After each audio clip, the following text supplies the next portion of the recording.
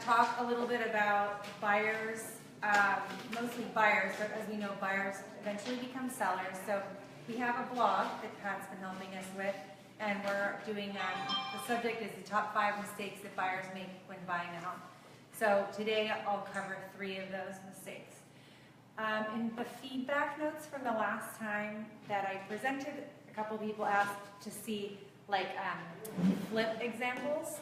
So I'm going to show you this house as a flip, but it also ties into a mistake that the buyer made in buying it. So this house here was sold last summer. It sold for $1 million. It was original 3-bedroom, 2-bath, about 1,800 square feet. My dad sold it to a contractor. So you'd think, he would know mostly what he was doing, but he made one mistake. I'll tell you what it is because you won't be able to know. So here was the house last summer. Here is the house now. So I'll go back and so we've got all new paint, roof stayed the same, new landscaping, looks really neat. Here's the front now. It was unbelievable. Here's the kitchen, looking into the kitchen, and here is the same picture. I'll just show you again. It's the same shot. So this house was listed for $1,448,000. So here's the living room. Here's the same shot. He did a really nice job. Same shot. It looks like a completely different house. All right, so here's where he kind of went wrong. This wall back here, he put in, they're called never-ending doors, or they're fully retractable. So this is all open. There's no wall there. This house is only 3-bedroom, 2-bath. So what he should have done is added square footage on back here. He has a huge patio all the way across the house. He probably could have added 700 square feet. So when you walk into the house, let's do a couple more.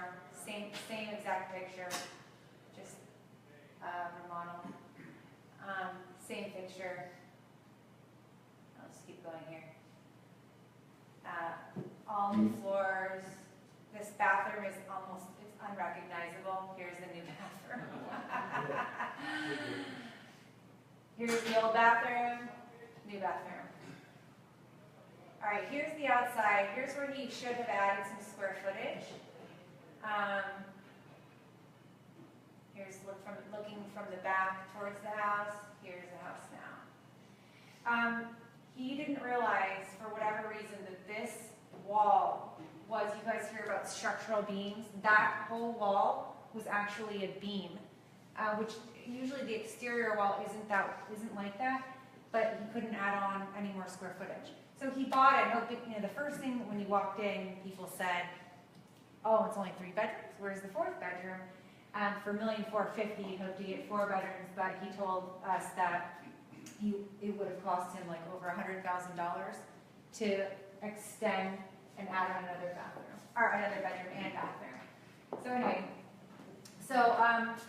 even though he was a contractor, a lot of contractors will tell you, you can add on, you can take this wall out, take the beam out, you can always take a beam out. It's just going to depend if it's $30,000 or $100,000, depending on if it's supporting and whether you have to reinforce the foundation or not.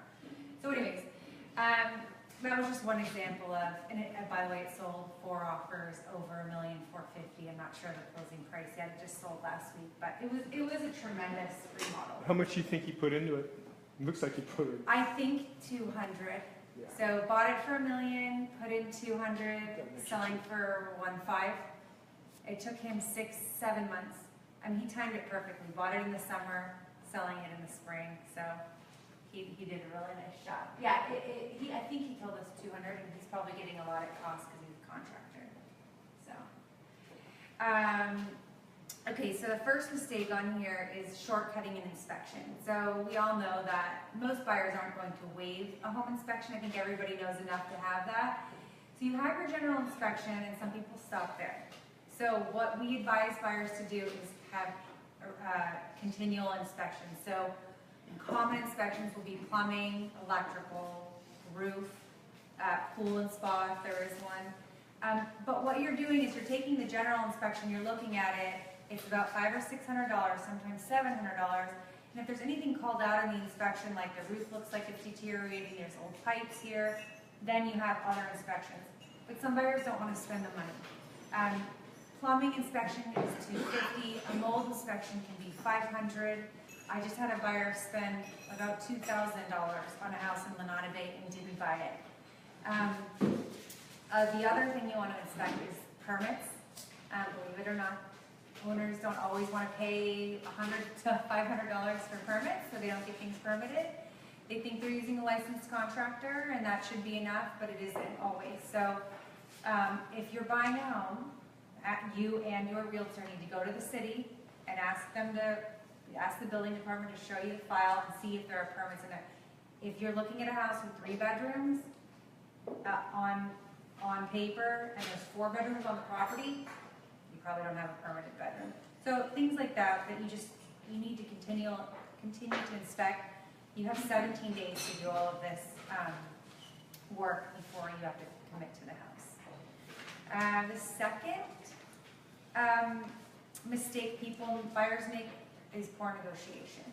So when, the South Bay is kind of a strange market right now. You've got homes that are being listed low and they've got 30 offers, and you've got other homes that are being listed high and they're sitting on the market. So when you're buying a home, sit down with your realtor and ask them, okay, can I see comparable sales? Go back 6 months, look around the neighborhood, see what everything is selling for, and that'll help you come up with an offering price. You also want to know what is available. For instance, in North Redondo, the highest 2-bedroom, 2-bath townhouse that has ever sold is $575, and that was in the fall. There's nothing on the market up there now. So there was a listing that just came up last week for $575, 30 offers. Where was this at? North Redondo. It was on Warfield. 30 offers. And she just priced it at the highest sale that had ever happened.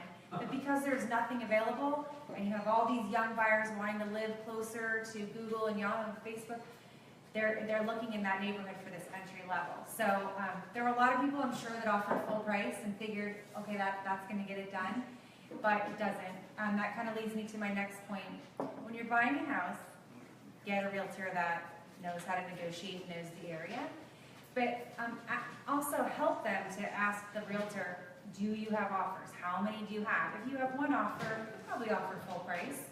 If you have 30 offers, you probably need to offer all cash, remove your contingencies, offer maybe 25, 30 over the list price. That's the way you're going to get it. So there's just strategies like that to keep in mind when you're buying a home.